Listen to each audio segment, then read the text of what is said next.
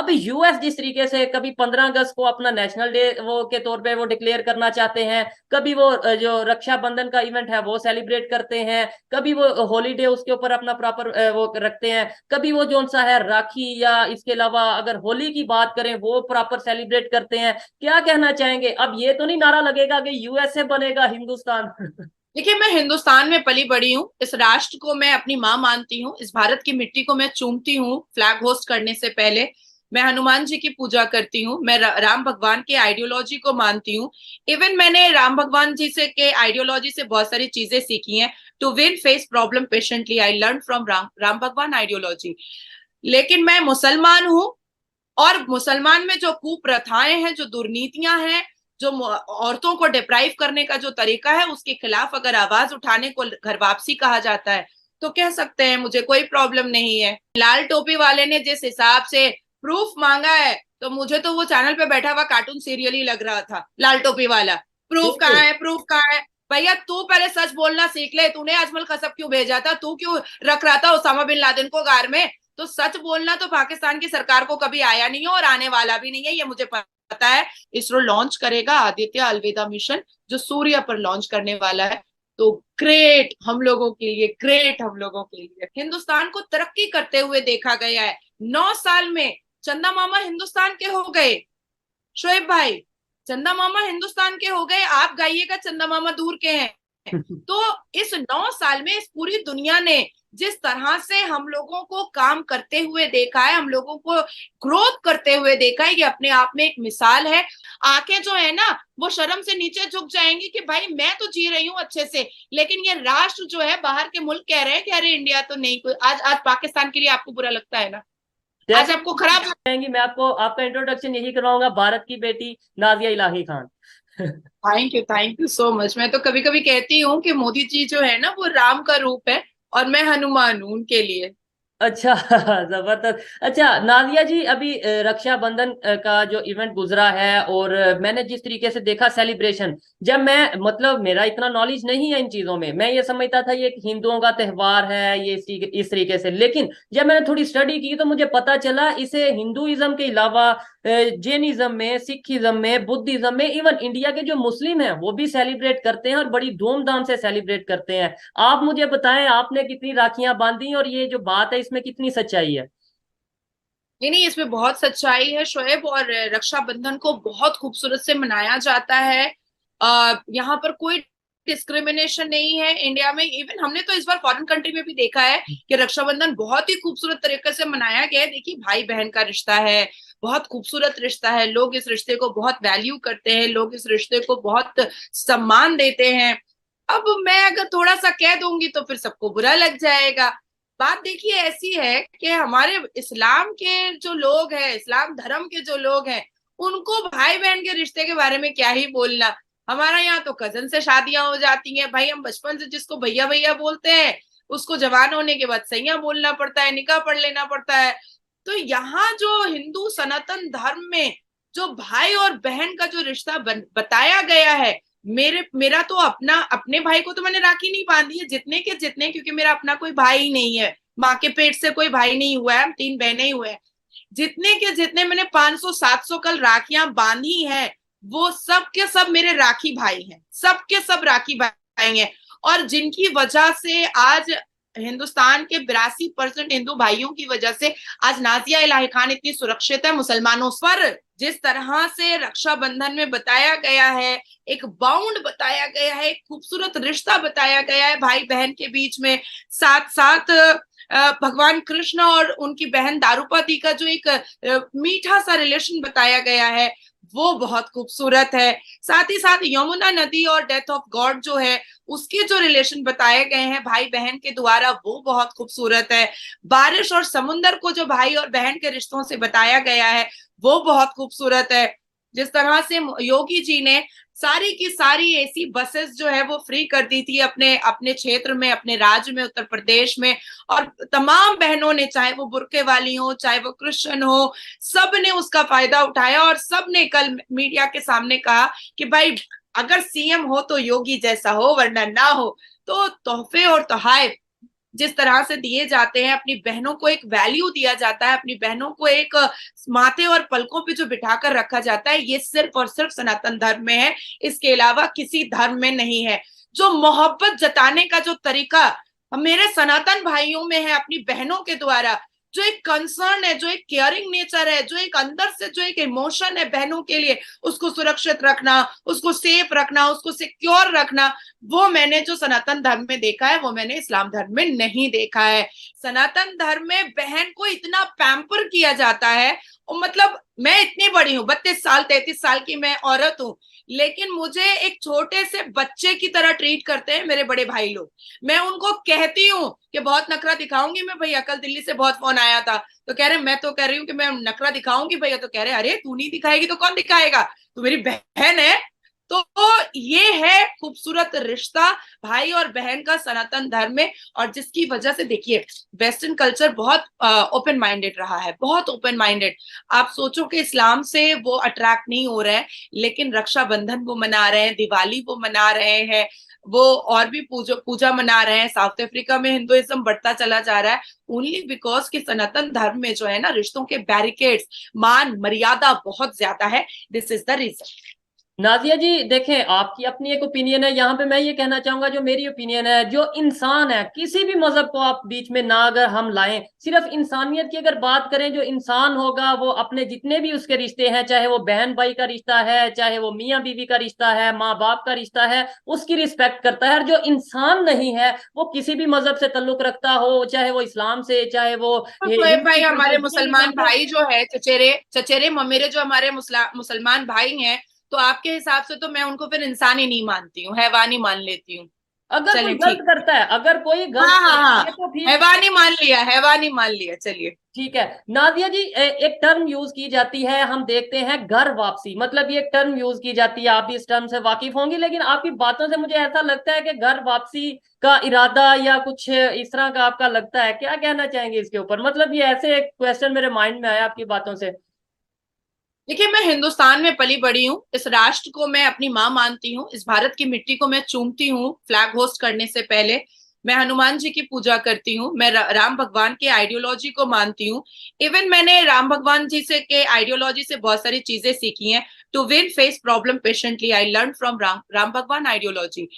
लेकिन मैं मुसलमान हूँ, और मुसलमान में जो कुप्रथाएं हैं, जो दुर्नीतियां हैं, जो औरतों को डिप्राइव करने का जो तरीका है, उसके खिलाफ अगर आवाज उठाने को घर वापसी कहा जाता है तो कह सकते हैं, मुझे कोई प्रॉब्लम नहीं है।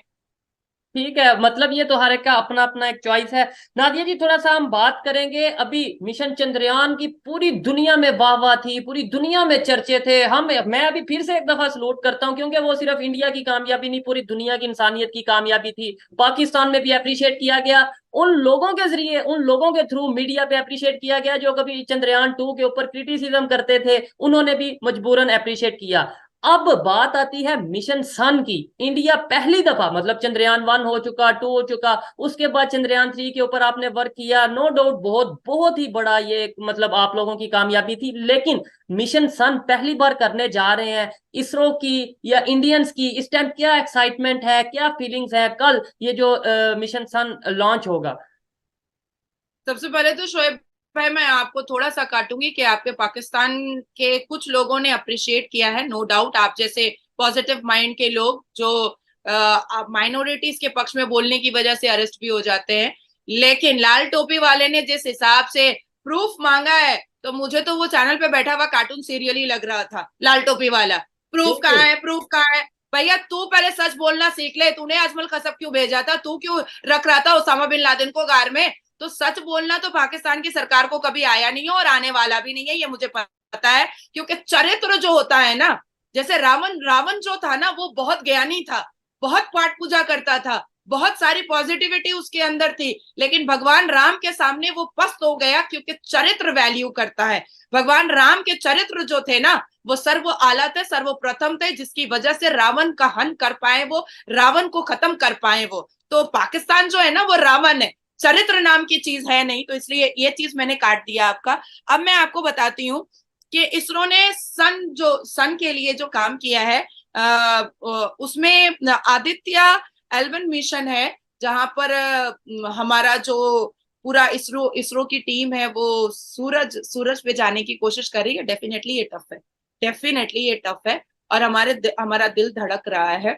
हमें हमें बहुत चिंता हो रही है, ओनली बिकॉज कि सन, क्योंकि हम थोड़ी सी 40-42 डिग्री 45 डिग्री गर्मी हो जाती है तो इंसान का लगता है शरीर जल रहा है। तो चांद पर चले जाना अंदर और वहां के रहस्य को खोलना, और जिस जिस तरह से हमारा विक्रम लैंडर वहां पर मून पर चांद पर जाकर के इतनी चीजें इतने रहस्य को खोल रहा है, तो सूरज पे जाके खोलना, it's a very tough job, it's a very tough game. तो अभी क्या है कि इसरो की टीम ने इस पर बहुत रिसर्च किया है, बहुत काम किया है। और जो हमारे वैज्ञानिक हैं उनको तो खैर नासा ने भी सल्यूट कर दिया है। तो मुझे पूरी की पूरी उम्मीद मेरे इसरो की पूरी वैज्ञानिक टीम पर है। इसके बाद फिर हमारा वेनस का भी है, सुकन्या सुकन्या ग्रहण को भी लेकर के हम लोग काम कर रहे हैं। तो बहुत रिसेंटली हम लोग उसके बारे में भी सुनेंगे। और चंद्रयान 3 के सक्सेस लैंडिंग के बाद ही ये बात आ गई थी कि सितंबर में जो है इस चीज को किया जाएगा। इसरो लॉन्च करेगा आदित्य अलवेदा मिशन, जो सूर्य पर लॉन्च करने वाला है। तो ग्रेट हम लोगों के लिए, ग्रेट हम लोगों के लिए। ऐसे ही है। और मैं भी यही चाहूंगा कि डेफिनेटली ये अचीवमेंट अगर होती है, आप लोग कामयाब होते हैं, तो ये बहुत हमारे लिए भी बड़ी अच्छी बात होगी कि कम से कम हमें ये देखा जाएगा कि एशिया में जो इंडिया है, इंडिया के साथ जो कंट्री है, लेट्स सपोज बहुत से लोग पाकिस्तानी जो इंडिया फॉरेन कंट्रीज में जाके खुद को इंडियन भी कहते हैं, हमने ये भी सुना है बहुत सी चीजें, तो चलो उनके लिए भी एक फखर वाली हमारे लिए बात होगी। अच्छा, पहले कभी जब मैं छोटा था तो हम ये सुनते थे, इंडिया साइड से कहा जाता था कि पाकिस्तान बनेगा हिंदुस्तान, अखंड भारत, इस तरीके से बात की जाती थी। फिर यहां से बात की जाती थी पाकिस्तान से कि हम लाल किला पे झंडा लहरा देंगे, ये चीजें चलती थी। लेकिन अब पाकिस्तान तो हो गया एक साइड पे, मतलब अब हमारा कोई कंपटीशन ना तो किसी फील्ड में नजर आ रहा है, ना ये इस तरीके से। अब तो इवन इंडिया वाले कहते हैं कि भाई हमने नहीं अटैच करना, या इस तरीके से नहीं होना चाहिए। इवन पाकिस्तान भी ये कहता है। अब यूएस जिस तरीके से कभी 15 अगस्त को अपना नेशनल डे वो के तौर पे वो डिक्लेयर करना चाहते हैं, कभी वो जो रक्षाबंधन का इवेंट है वो सेलिब्रेट करते हैं, कभी वो हॉलीडे उसके ऊपर अपना प्रॉपर वो रखते हैं, कभी वो जोन सा है राखी, या इसके अलावा अगर होली की बात करें वो प्रॉपर सेलिब्रेट करते हैं। क्या कहना चाहेंगे? अब ये तो नहीं नारा लगेगा कि यूएसए बनेगा हिंदुस्तान? देखिए, ब्रिटिश तो ऋषि सोनक जी जय सिया राम बोल के स्टार्ट करते ही है अपनी स्पीच। अमेरिका में हम लोग एक सनातनी जो हमारे भाई हैं विवेक रामास्वामी, जी। वो नजर आ ही रहे हैं पहली दौड़ में। तो अब इंडोनेशिया की वो भगवान राम की आइडियोलॉजी पे चल ही रहे हैं, भगवान गणेश की। दुबई में 72 एकड़ में इस दुनिया की सबसे बड़ी मंदिर बन ही रही है। तो देखिए, हम तो साउथ अफ्रीका में हिंदुइज्म बढ़ता ही चला जा रहा है। पहले तो 100 और 1000 पे था, अब तो मिलियंस पे पॉपुलेशन होता चला जा रहा है। इस पूरी दुनिया में इस्कॉन टेम्पल अगर काउंट कीजिएगा तो उंगलियां खत्म हो जाएगी, पर इस्कॉन टेम्पल खत्म नहीं होगा। राधे श्याम और कृष्ण भगवान और राधा के जो जो फॉलोअर्स हैं, जो भक्त हैं, वो इस पूरी दुनिया में आपको मिल जाएंगे। आप कभी कभी देखना फ्रांस में, मैं तो फॉरेन कंट्री काफी घूमी हूँ, तो फ्रांस में आप देखना और पेरिस में बहुत सुंदर सुंदर लड़कियां होती हैं, वो लहंगा चोली पहन करके हरे रामा हरे रामा हरे कृष्णा करती हैं। तो ये सब क्या है? ये सब भक्ति है, ये सब एक आस्था है। तो ये चीज हम तो जा करके उनको नहीं बता रहे, उनको खुद ये चीजें बहुत अट्रैक्ट कर रही हैं। हिंदुइज्म अट्रैक्ट कर रहा है, सभ्यता संस्कार बहुत अट्रैक्ट कर रहा है। अब मैं आपको कहूंगी कि देखिए, क्योंकि 9 साल में हिंदुस्तान को बहुत फास्ट तरीके से बढ़ते हुए देखा गया है, 9 साल में हिंदुस्तान को तरक्की करते हुए देखा गया है। 9 साल में चंदा मामा हिंदुस्तान के हो गए, शोएब भाई, चंदा मामा हिंदुस्तान के हो गए। आप गाइएगा चंदा मामा दूर के हैं। तो इस 9 साल में इस पूरी दुनिया ने जिस तरह से हम लोगों को काम करते हुए देखा है, हम लोगों को ग्रोथ करते हुए देखा है, ये अपने आप में एक मिसाल है। और यही रीजन है कि जो जो यूएन की रिपोर्ट है या बाकी रिपोर्ट्स जो है, वो पहले कभी कहा करती थी कि पता नहीं हिंदुस्तान का क्या होगा, लेकिन आज कह रही है कि अरे नहीं भैया, 26 तक तो ये इकोनॉमिक में 3 नंबर पर होगा, इसका जीडीपी सबसे पहले चला जाएगा। ये अब वो जीडीपी के, करेक्शन कर रहे हैं। बिल्कुल जीडीपी अभी के हवाले से भी हम बात करेंगे, लेकिन ये डिबेट, ये गुफ्तगू बहुत ही इंटरेस्टिंग होती चली जा रही है। यहाँ पे मैं देखने वालों के लिए एक फिर से अनाउंसमेंट करना चाहता हूँ कि नाजिया इलाही खान को नो डाउट जब हम अपने प्रोग्राम में बुलाते हैं तो बहुत डेयरिंग होता है, मतलब इनकी बातें इस तरीके से होती हैं कि कुछ लोगों को या बहुत से लोगों को शायद पाकिस्तान से पसंद नहीं आती, और मेरे ऊपर ये टैग लगाया जाता है कि भाई आप जानबूझ जानबूझ के किसी ऐसी महिला को, किसी ऐसी औरत को या किसी ऐसे गेस्ट को अपने प्रोग्राम में बुलाते हैं कि जिससे जो सा पाकिस्तान को क्रिटिसाइज किया जाता है या इवन इस हवाले से बातें की जाती हैं। मैं एक दफा फिर से कहना चाहता हूँ, कोई भी ओपनली आप हमारे नंबर पे, हमारे जो चैनल का नंबर है, हमें मेल कर सकते हैं। कोई भी अगर नाजिया इलाही खान से डिबेट करना चाहे, अगर उन्हें लगे कि नाजिया जी गलत बात करती हैं, झूठ बोलती हैं, तो हमारा ये प्लेटफॉर्म अवेलेबल है। हम नाजिया जी से रिक्वेस्ट करेंगे कि काइंडली आपसे कोई डिबेट करना चाहता है तो आप जरूर डिबेट करें। ये चीज मैं क्लियर करता चलूं, एकदम क्योंकि इनकी जो बातें हैं मुझे एकदम भी। श्वेत, जी जी जी। तुमको मैं छोटा भाई बोलती हूँ। एकदम जिस दिन, जिस लम्हा, जिस पल पाकिस्तान का बड़े से बड़ा मौलवी मुल्ला, पाकिस्तान का बड़े से बड़ा इंसान और एक गली का इंसान, जिसको भी लगेगा कि नाजिया इलाही खान ने इस पॉइंट पर गलत बोला है, एकदम उसको कहना कि एकदम फेस टू फेस मुझसे बात करने के लिए, कोई हिचकिचाहट की जरूरत नहीं है। मैं जवाब दूंगी और बहुत सारे आंकड़ों के साथ, बहुत सारे एग्जाम्पल के साथ जवाब दूंगी। डेफिनेटली, और ये चीज हम पहले भी अनाउंस कर चुके हैं, फिर से अनाउंस कर रहे हैं। और सवाल करना मेरा राइट है। मैं as a social activist, as a human being मैं सवाल कर रहा हूँ और उनके वो जवाब दे रही हैं। नादिया जी, आपने बात की अभी ग्रोथ की, जीडीपी ग्रोथ की, और इस टाइम पे पूरी दुनिया की नजर इंडिया के ऊपर है। हर पूरी दुनिया की जो जीडीपी है जो डाउनफॉल की तरफ जा रही है, मुख्तलिफ जो अगर हम सेक्टर्स की बात करें, मुख्तलिफ कंट्रीज की, इवन चाइना की बात करें, जीडीपी डाउनफॉल की तरफ जाती नजर आई कोरोना के टाइम पे। लेकिन इसी टाइम पे इंडिया की जीडीपी ऊपर जा रही है। जहां पे ये कहा जाता था कि भाई आबादी कम की जाए, पॉपुलेशन कम की जाए, क्योंकि हम ऐसे ग्रो नहीं कर पाएंगे, उस टाइम पे इंडिया की आबादी बढ़ती नजर आ रही थी और इंडिया वाले ये कह रहे थे कि हम अपनी आबादी को ही अपनी पावर बनाएंगे। ये उल्टी साइड पे इंडिया जा रहा है या सीधी साइड पे जा रहा है? देखिए, मैंने पहले भी कहा कि चाणक्य का एक कोट है शोएब भाई। Chanakya says, give your wealth only to the worthy and never to others.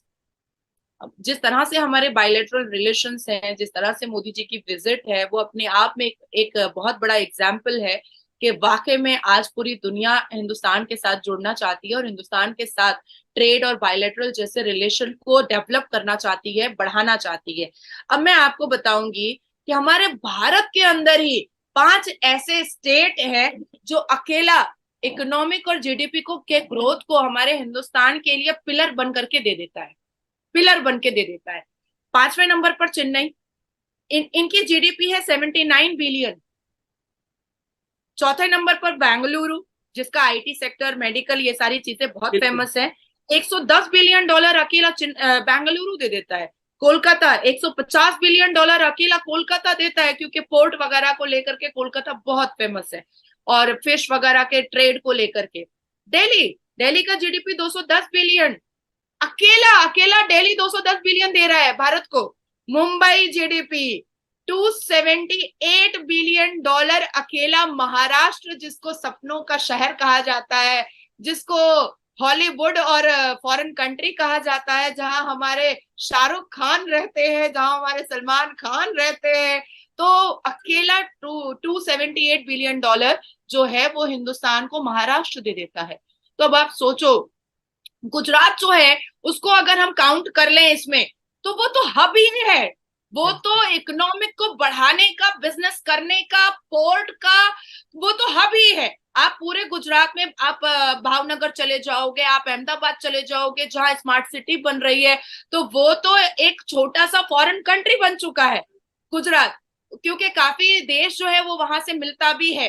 तो हमारे हिंदुस्तान में इतनी खूबसूरत खूबसूरत चीजें हैं ना, इतने इतने प्रोडक्टिव और इतने फ्रूटफुल स्टेट हैं कि बाहर देखने की जरूरत नहीं है। हमारा हिंदुस्तानी हमें कमा कर देने के लिए तैयार है। अभी आप देखो कि फाइनेंस मिनिस्टर निर्मला सीतारमन जी ने कितनी अच्छी बात कही है कि जितने भी बंदे लोन ले रहे हैं आप उनको जरूर दें, बैंक वालों को जरूर दें, रेट ऑफ इंटरेस्ट कम करें, लेकिन रिकवरी को आप ज्यादा फास्ट करें। ठीक है। अच्छा नाजिया जी, यहाँ पे एक चीज मैं और कहना चाहूंगा कि क्या सिर्फ ये इंडिया के प्राइम मिनिस्टर की वजह से ऐसा है? मैं ये सवाल मैं पाकिस्तान की पब्लिक से पूछता हूँ कि अगर इंडिया डेवलपमेंट की तरफ जा रहा है, इंडिया ग्रो कर रहा है, तो क्या ये सिर्फ इंडिया के प्राइम मिनिस्टर की वजह से है, या इंडिया के लोगों की वजह से है, या उनकी टीम की वजह से है? आप क्या कहना चाहेंगी? अभी एक सर्वे के मुताबिक, मतलब जो रिपोर्ट्स आई हैं, उसमें 80% जो इंडियंस हैं वो इंडिया के प्राइम मिनिस्टर, जो मौजूदा प्राइम मिनिस्टर है मोदी जी, उनको मोस्ट पॉपुलर लीडर कहते हैं, मतलब मोस्ट फेवरेट लीडर कहने उन्होंने जो सा वो सिलेक्ट किया है। क्या समझती हैं आपके उनकी लीडरशिप की वजह से इंडिया ग्रो कर रहा है, या इंडिया के विजन की वजह से इंडिया ग्रो कर रहा है, मतलब ओवरऑल हर एक के लिए? ये परसों की खबर है और इसको मैं थोड़ा सा जी। करेक्शन कर दूं श्वेता, 83.4%। ये सर्वे रिपोर्ट आया है कि मोस्ट पॉपुलर जो लीडर है वो, और सबसे मतलब दिल पर और दिमाग पर छाने वाले जो लीडर है वो मोदी जी हैं पूरे हिंदुस्तान में। और अगर इंडिया वर्ल्ड पे जाएंगे तो फिर थोड़ा सा लेंदी हो जाएगा डिबेट। अभी मैं आपको एक बात बताती हूँ कि देखिए, जब हमारे घर के पेरेंट्स बहुत अच्छे होते हैं ना, बहुत खूबसूरत सोचते हैं, तो बच्चे भी कहीं ना कहीं पहुंचते हैं। मेरे पेरेंट्स बहुत लिबरल है, बहुत मॉडर्न है, बहुत एडुकेटेड है, तो हम दो बहनें वकील हैं और एक एमबी हैं। ठीक है। तो उसी तरीके से इस देश का जो मुखिया है ना, वो बहुत ही इंटेलिजेंट है, बहुत एडुकेटेड है, बहुत बहुत ही संस्कार और संस्कृति वाले घर से आया है। भगवान राम की आइडियोलॉजी को एक्सेप्ट करते हैं। तो इसलिए ये देश तरक्की की राह पर चल पड़ा है। ये देश जो है ना, सिर्फ और सिर्फ तरक्की कर रहा है। ये देश जो है सिर्फ आगे की तरफ बढ़ रहा है। मैंने आपसे पहले भी कहा था कि लॉर्ड शिवा ने क्या कहा था कि तुम गॉड से मत डरो, तुम अपने कर्मा से डरो। क्योंकि गॉड कहीं ना कहीं माफ कर देता है, पर कर्मा आपको माफ नहीं करता है। तो ये एक जो कोट है ना लॉर्ड शिवा का, ये कहीं ना कहीं हमारे दिमाग में भी है और ये भारत के प्रधानमंत्री के दिमाग में भी है। भारत के प्रधानमंत्री ने एक एक पसमानदा लोग से लेकर के बिजनेस टाइकून तक को जगा दिया कि ये राष्ट्र की तरक्की से तुम्हारी तरक्की है, ये राष्ट्र तरक्की नहीं करेगा तो तुम तरक्की नहीं करोगे। मैं आज होंडा सिटी टॉप मॉडल पे बैठ रही हूँ, इट्स नॉट मीन कि ये राष्ट्र तरक्की कर रहा है। ये राष्ट्र तरक्की करेगा तब नाजिया इलाही खान भारत की बेटी और मोदी जी की हनुमान कहलाएगी, अदरवाइज नहीं कहलाएगी। आंखें जो है ना वो शर्म से नीचे झुक जाएंगी कि भाई मैं तो जी रही हूँ अच्छे से, लेकिन ये राष्ट्र जो है, बाहर के मुल्क कह रहे हैं कि अरे इंडिया तो नहीं। कोई आज आज पाकिस्तान के लिए आपको बुरा लगता है ना, आज आपको खराब लगता है ना, आज आपकी नजर झुकती है ना। आपका चैनल बहुत अच्छा चल रहा है, आपके पास बहुत अच्छे अच्छे गेस्ट आते हैं, लेकिन जब बात पाकिस्तान के ग्रोथ की आती है, जब पाकिस्तान के एजुकेशन की आती है, तो नजरें झुक जाती हैं।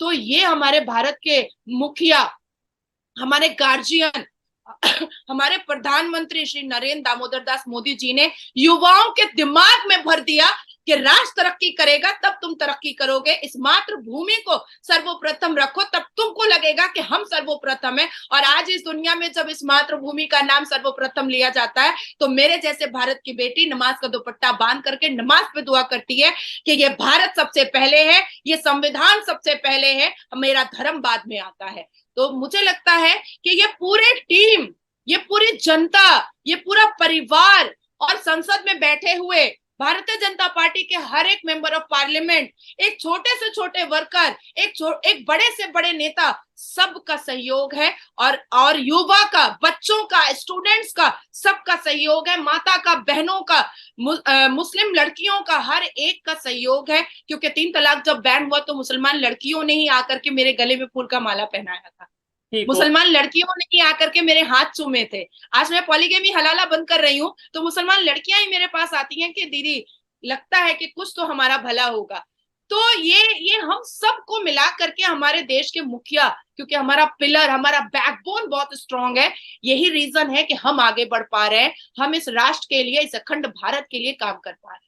ऐसा ही है। और इस चीज की एग्जांपल मैं इस तरीके से दूंगा कि अगर किसी कंट्री की लीडरशिप स्ट्रांग होती है तो उस कंट्री का यूथ अगर बाहर बैठा होता है तो अपनी एजुकेशन के बाद उस कंट्री में जाना पसंद करता है, आपके सामने है। और अगर किसी कंट्री की लीडरशिप कमजोर होती है, मजबूत नहीं होती, तो वहां पे जो यूथ है वो अपना बैग पैक करते नजर आते हैं कि किसी तरीके हमें मौका मिले और हम उस कंट्री से बाहर जाएं। नाम लूंगा तो फिर से इशू होगा। हमें चाहिए कि देखें, जब तक, मैं हमेशा ये बात कहता हूं, जब तक हम सच का सामना नहीं करेंगे करेंगे तब तक हम डेवलपमेंट की तरफ नहीं जा पाएंगे। अगर आज हम यहाँ पे बैठ के, पाकिस्तान में बैठ के इंडिया के लोगों से डिबेट करते हैं, बात करते हैं, तो उसका मकसद यही रहता है कि कहीं ना कहीं जो उनकी डेवलपमेंट की रीजन है, जो उनकी सोच है, जो उनका विजन है, वो हम समझ सकें। हमें भी पता चले कि किस तरीके से डेवलपमेंट की तरफ जाना है, किस तरीके से यूनिटी की तरफ जाना है। हमेशा यही कोशिश